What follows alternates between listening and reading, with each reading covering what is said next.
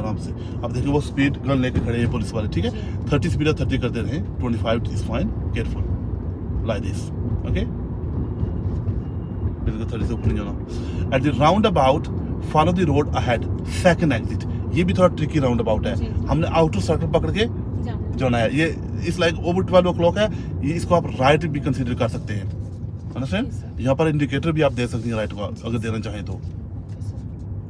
ये पहला एग्जिट है और यहाँ से लेफ्ट इंडिकेटर दे, लेफ्ट का। इधर देखे क्या कर रही है करने का, इधर देखे, शाबाश। आगे देखे ना, उधर क्यों देख रही है उस गाड़ी को, उसके साथ उसको हमने मैनेज कर लिया ना। अब आपको आगे अपना वो जेब्रा क्रॉसिंग देखनी चाहिए, वहाँ पर कोई पेडेस्ट्रियन होंगे, आगे का ध्यान करें। पीछे से उन्हें उसको लेफ्ट वाले को तो मैनेज कर लिया ना, वो तो देखने की जरूरत नहीं थी। तो आपकी गाड़ी थोड़ी सी वबल हुई है। At the round about follow the road ahead. अब ये भी वही स्टेशन का राउंड अबाउट है, आते हुए हमने ये किया है, अब जाते हुए ये भी मुश्किल है। मिनी राउंड, मिनी नहीं है, लार्ज ही है, लेकिन साइज में थोड़ा स्मॉल है। ये खाली है जाए, देखे ना वो जो गाड़ी है वो दूर है ना अभी, काले कलर वाली।